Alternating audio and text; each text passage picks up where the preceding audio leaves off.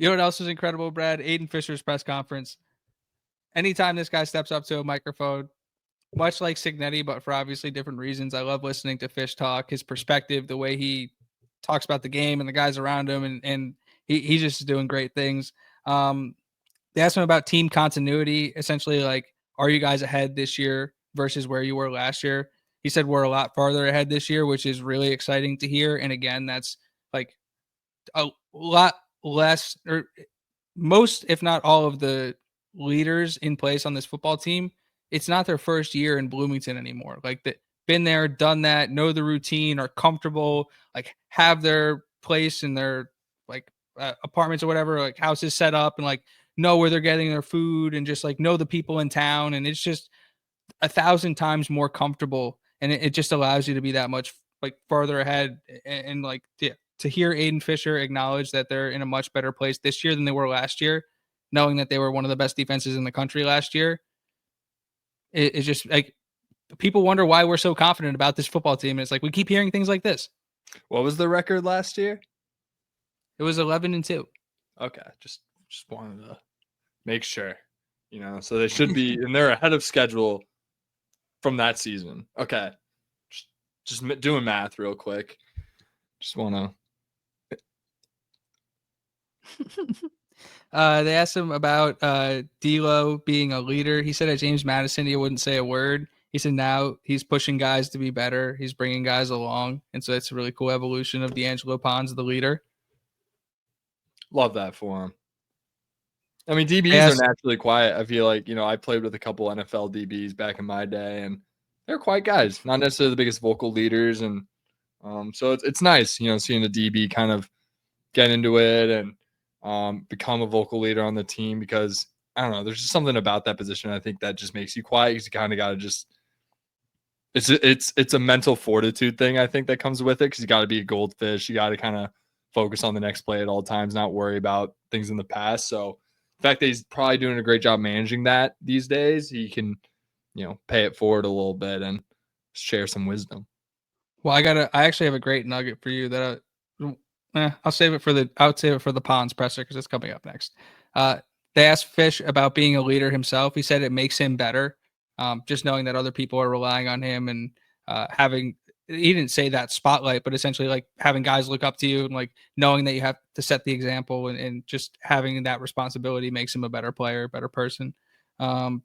He said, they asked him, how has this last year been? He said, one of faith. He did an interview with, I think, Matt Forte. I forget the name of it.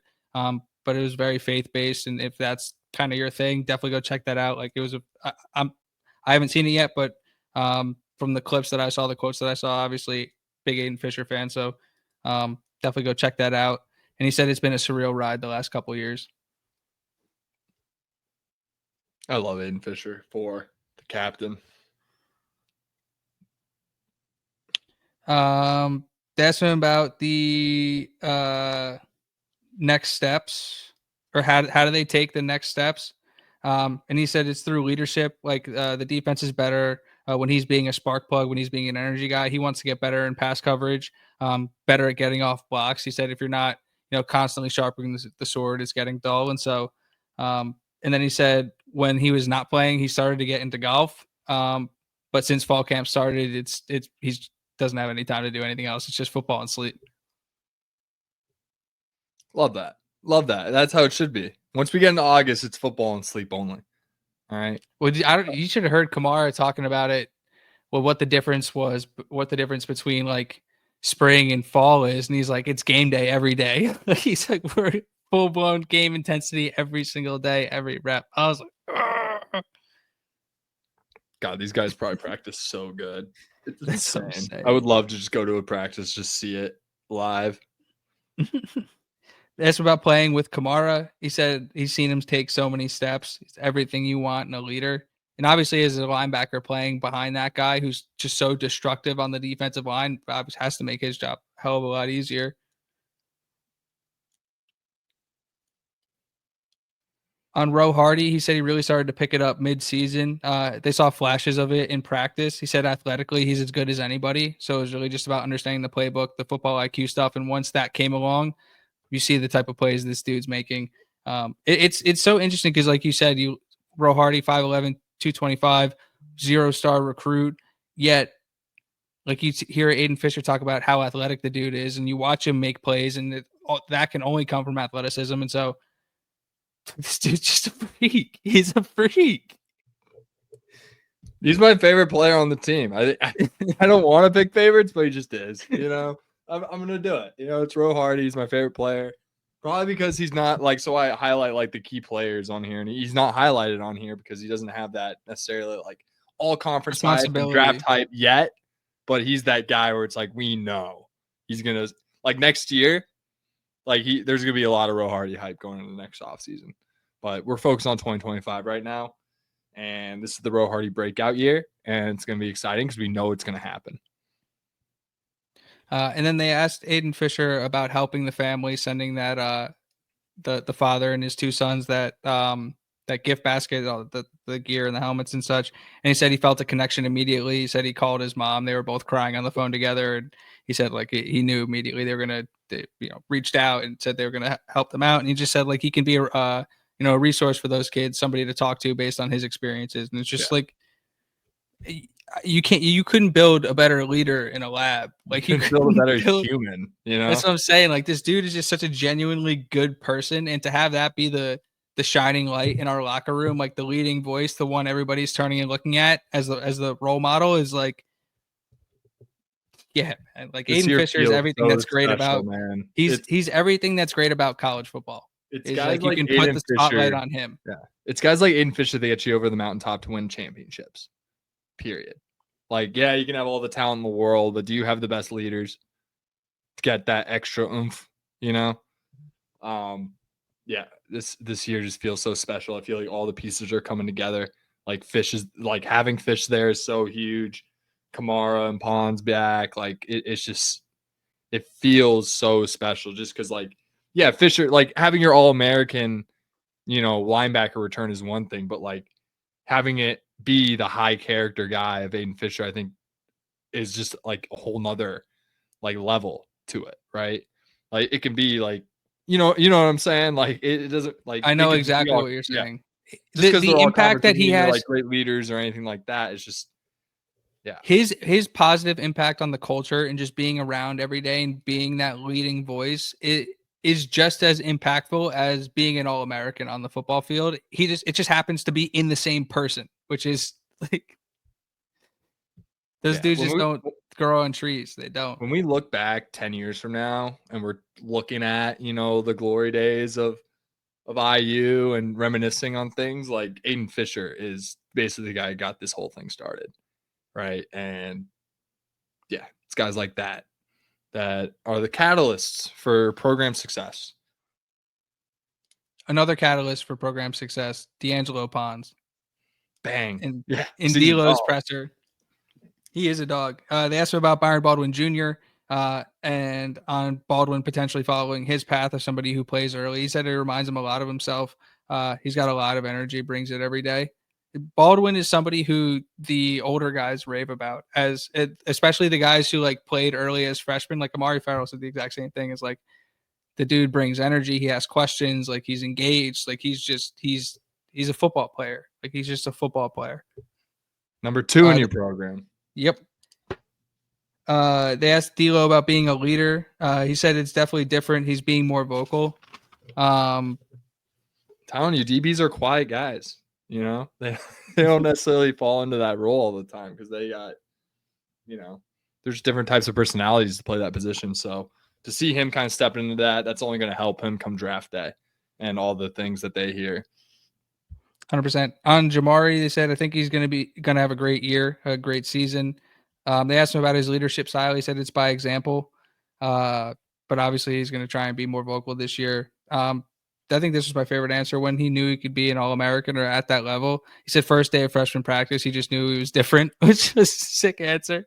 But he said his high school experience, going up against guys like Jeremiah Smith in high school was just something that like prepared him for essentially to be at that level.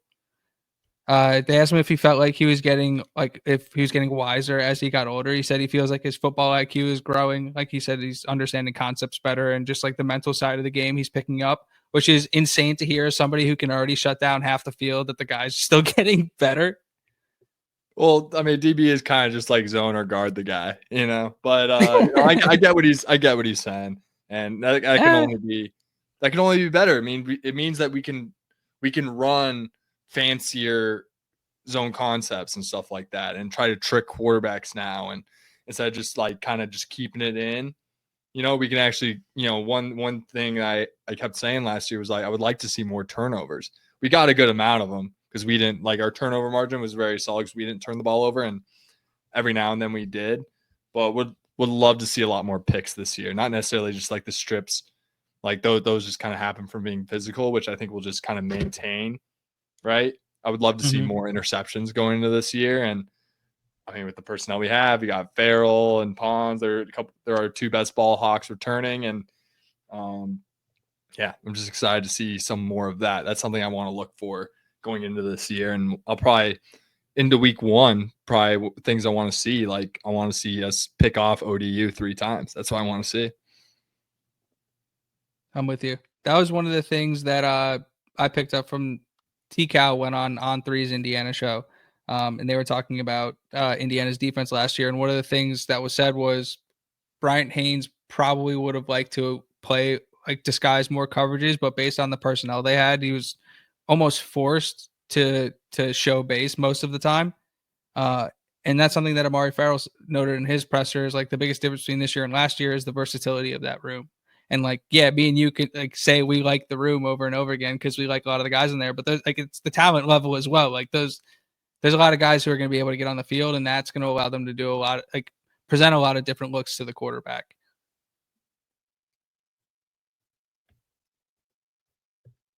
They asked D'Angelo about being competitive. He said he doesn't want to allow any catches, not even hitches in cover 3. He says he hates catches. His coaches hate catches, which I thought was funny. And then they asked him, like, what is the mindset, or kind of what does he need to get to the next level? He talked about that one play mindset, just like, you know, moving on to the next play. They asked him about the cornerback 2 competition. He said Sharp and Gandy both have come a long way since the beginning of the spring, but Jamari Sharp will be great for us this year. It seems like Sharp has the upper hand when it comes to that cornerback 2 spot. It seems like it's definitely his to lose, but that just bodes well for the depth behind him and the different ways that they can deploy those guys in the secondary. I'm so excited to see what it looks like because, you know, that pressure is going to be coming. You know, we talked about earlier with the D-line room. That's only going to make it easier for the corner. You know, we're going to probably have a better pass rush than we had last year, which is crazy to say. We had a pretty good one. And, yeah, it's probably going to be better. It's only going to make the DBs better, more dangerous. They're going to be throwing ducks out there. Excited to see the boys make plays. Like, we don't even talk about Devon Boykin. You know, that guy's a dog. He's a 2-year starter at NC State when they had a really good defense when he was there, by the way. I think they averaged like 20 points a game, right? When he was there, like he was on a really good NC State defense and a key guy there. So, I mean, we're just loaded. We're loaded. It's back again. The word of the day. Loaded. They asked D'Lo about Hollywood Bell. He said he sees a lot of himself in Hollywood. He asked a lot of questions. He's a hard worker. His future is bright. There was a video on Indiana's Instagram, I think, of a couple of the drills, and it had Hollywood and I believe it was LeBron Bond going head to head, which is a cool look. But yeah, you know how much of a fan I am of Hollywood. Mm-hmm. Yeah, you're that's your guy. You know, obviously he's my guy too, but like that is your guy. Like how like Hardy's my guy. He's a Jersey kid at heart, man. That's why. They asked D'Lo what he learned from Aiden and Mikhail. He said leadership. And they asked him kind of when he felt like he took that step as a leader. And this was really interesting. And this is something me and you talked about last year on Sigs Inside. He said that after the Northwestern game, he brought all the defensive backs together and had a meeting basically saying that, like, we need to be better. And they were shut down the rest of the year. They were absolutely ridiculous from that game on. And that's something that me and you had highlighted, being like, basically, we're like, something changed in this room with these guys, whether it was the bye week or something. Looks like it was D'Angelo Pons. That's fucking cool. Yeah. Well, I mean, they literally did move Farrell to the safety spot.